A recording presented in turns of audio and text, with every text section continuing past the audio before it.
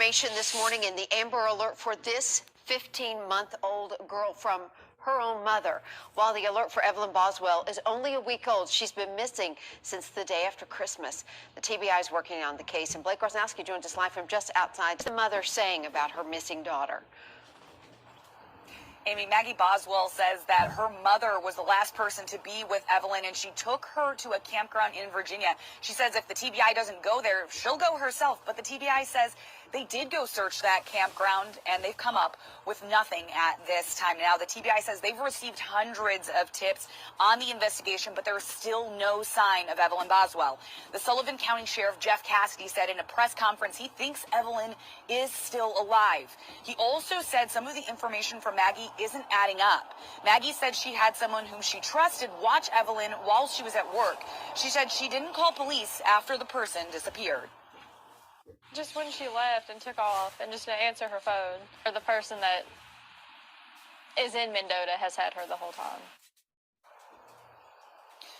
Meanwhile, Evelyn's grandmother, Evelyn Boswell, and another person were arrested in connection to Evelyn's disappearance in North Carolina. Investigators say the two were driving a stolen BMW they were searching for in connection to the case. We learned yesterday that Angela Boswell has been extradited back to Tennessee.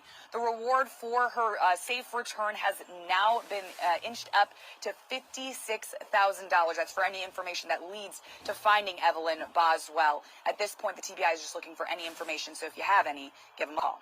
Live at the TBI headquarters, Blake Rosnowski, News Channel 5. Welcome back. The search continues for the 15-month-old at the center of an Amber Alert out of Sullivan County. Little Evelyn Boswell was last seen in December, reported missing just last week. The TBI issuing that Amber Alert on Wednesday. More than 500 tips have come in, and today investigators in Wilkes County reporting just within the last few minutes that search was, quote, inconclusive. All information has been sent back to the Sullivan County Sheriff's Office. Now, just last night, the toddler's mother, Megan Boswell, was arrested and charged with making false reports. Because of those false reports, the 2-month gap and more than 500 tips pouring in. This is a difficult investigation now requiring work from multiple agencies. We have live coverage now from Sullivan County. Reporter Kaylin Cluck has the very latest in this case. Kaylin. Sullivan County Sheriff Jeff Cassidy says false information from Megan Boswell has hurt their investigation into finding her missing 15-month-old Evelyn Boswell. Last night, Megan Boswell was arrested and charged with one count of giving false reports. An affidavit from her Wednesday arraignment alleged Megan made false statements to the investigators when the search for Evelyn began. Court documents say Megan claimed Evelyn was with the baby's father, Ethan Perry. Perry is actively enlisted in the U.S. military and stationed in Louisiana. Investigators found out that Evelyn was not with him. At a press conference this afternoon, Sheriff Cassidy said Megan's story has changed every single time she's been questioned. Many of the false statements that Megan made delayed our investigations and impeded our investigations on trying to find Evelyn.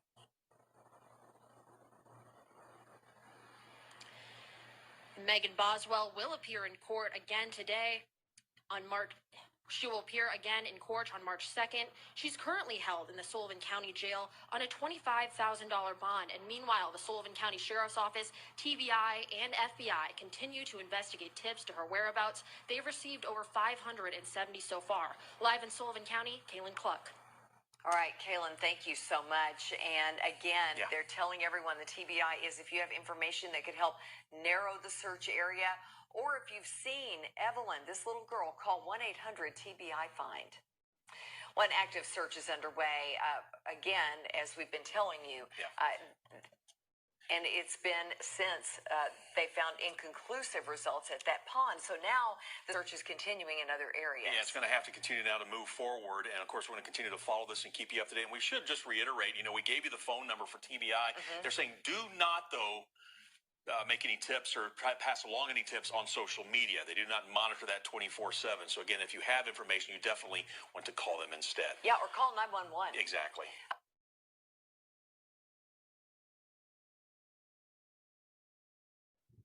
An East Tennessee toddler is still missing more than 2 months after investigators believe she was last seen. Authorities say the last confirmed sighting of Evelyn Boswell was December 1st, and a babysitter claims to have seen her on December 10th or 11th. Well, this case has garnered huge attention online and on social media. But in this chaotic case, it's full of new developments and arrests. It's very easy to forget the child who's at the center of it all. Evelyn Boswell is 15 months old. She has blonde hair, blue eyes, and is about 2 feet tall. She was last seen wearing a pink tracksuit, pink shoes, and a bow. The TBI shared home videos of Evelyn playing and toddling around. She smiles and she responds to her name. She is the reason we continue to report on this case every day. It's not because of the mystery, because of her mother's conflicting reports, or because of the social media following. It's simply because there's an East Tennessee baby who has not been seen for more than 2 months, and we, just like law enforcement, want to help bring Evelyn Boswell back home safely. And Robin, just into our newsroom, within the last hour, police in Yadkinville, North Carolina confirmed they are investigating a tip that Evelyn Boswell was spotted at a KFC in the area. The department says it's working with the Wilkes County Sheriff's Office, which searched a pond in that area yesterday. That search was found inconclusive. And since the Amber Alert was declared last week, community members have held 3 candlelight vigils and at least 3 fundraisers for reward money. Business owners across the Tri-Cities and in Southwest Virginia are pitching in their proceeds to increase that reward. The total reward money now more than $58,000. She's been missing for 2 months and no one said anything, and she's been missing for 4 days, and our community has done more than I've seen in a long. The TBI says it has received more than 680 tips in the case, but still has had no credible sighting of the toddler. The man arrested with Evelyn's grandmother in Wilkes County, North Carolina last week is back in Tennessee. William McLeod, facing a theft charge in connection with a stolen vehicle. He's in jail on a $10,000 bond. If you have any information that could help investigators find Evelyn, call the number on your screen. That's 1-800-TBI-FIND. The TBI stresses that is the only way to make an official report. The TBI also wants to remind people, please make sure the information you share online is verified. Robin. Critically important. All right, Shannon, thank you.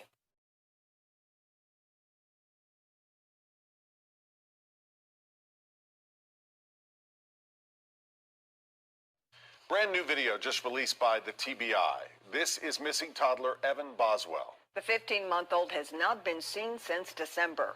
News Channel 5's Sina Saleem is live at TBI headquarters on this search. Sina.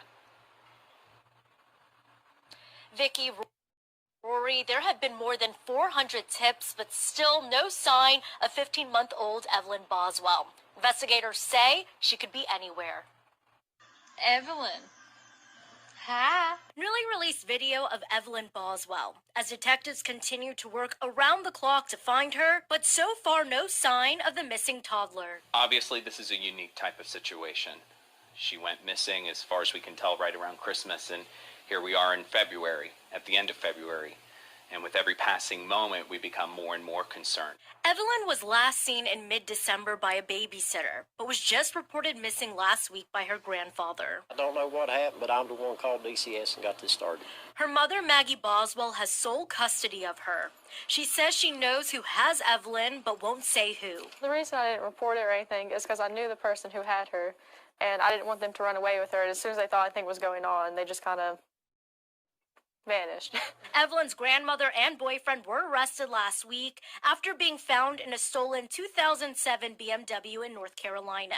They've been questioned in connection to the little girl's disappearance. This is video of them in court. Soon will be extradited back to Tennessee. It is not clear why the couple were in North Carolina amid the ongoing search for Evelyn. Because the reality is, without a suspect, without a card, we're banking on someone seeing this girl.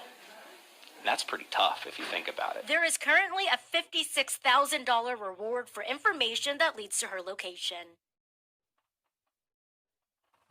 TBI also setting the record straight today, saying that there are many Facebook groups dedicated to finding Evelyn and people are putting together search parties, but right now they're not asking for any volunteers. They're also warning the public about a fraudulent Evelyn, saying that they did not create one. If you know where Evelyn is or who she may be with, contact TBI. Live at TBI headquarters. 48563, get your boss. Your boss, Megan Boswell. She's in custody of the sheriff, present in the courtroom, represented by Mr. Sproles. It's important today for some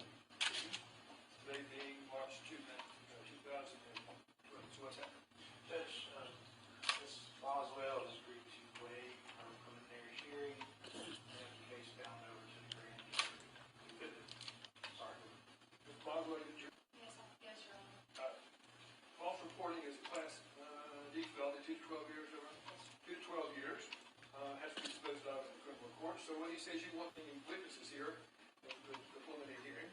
Has he talked with you about that? Yes, sir. And so if you want to give it up, you can do that. That means there won't be any witnesses. Do you have any questions about that? No.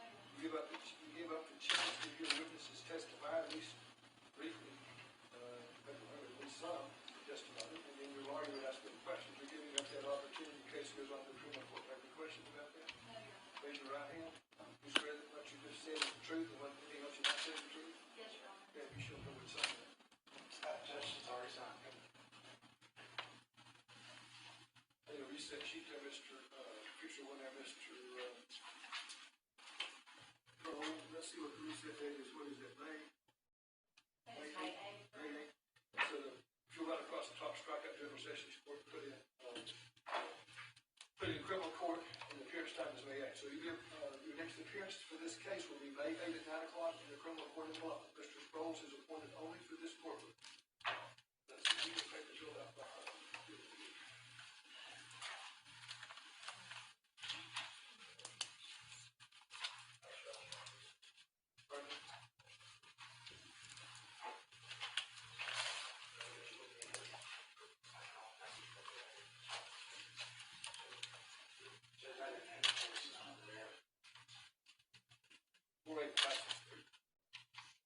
What's your birthday?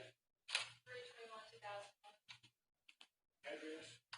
539 Baker Road. You work anywhere in the Button jail? Yeah. Where's that? 110th Chicken Shack. 110th Chicken Shack, Your Honor. Where's that? In Buffalo. Across from Morgan State. It's a restaurant. So you're not able to post a bond right now? I know you're being held for another court. So other than that, do you have any income other than that job? Raise your right hand, you swear that you own any property? Raise your right hand, you swear the information is true? Yes, Your Honor. Show where you sign your name. That's when Mr. Sproles being appointed represents you. This procedure this way. When you get to criminal court, if you need to have an appointed lawyer, you'll have to ask the criminal court judge about that. Mr. Sproles is appointed only for this courtroom. Have any questions about that? Ms. Boswell, have any questions about that? No, Your Honor.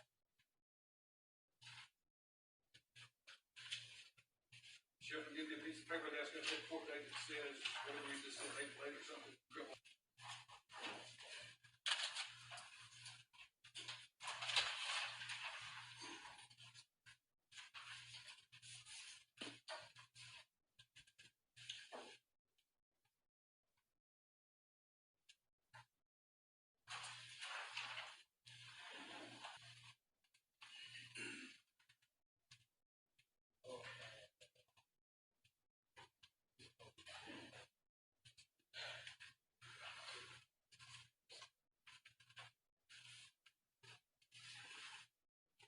Go ahead, Mr. Sproles. So, we asked the court to reduce her bond. She's currently unable to make a $25,000 bond. In support of that, Judge, we would show she's been a lifelong resident. She was working prior to being incarcerated. She does have significant family ties to the community. As far as we know, her mother, all of her immediate family is here in Sullivan County. She has no prior criminal record and no prior failure to appears or other issues with missing court dates. And as I said, it's a danger to the community. Judge, our belief is that on a Class D felony, an appropriate bond for her, especially with no prior convictions, would be approximately a $10,000 bond. So we're asking the court to lower her bond to that amount that she may be able to make.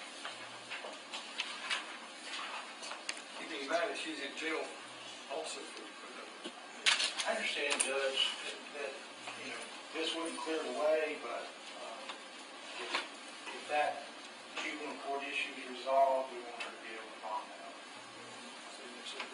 Judge, just briefly in response, the state has no evidence or any knowledge of any prior criminal history. However, the state would ask the court to consider the nature of this offense by reading of the affidavit of complaint, and based upon reading the affidavit of complaint of the state's position, that the probability of conviction in this case would be high, and court's already discharge, not anything else.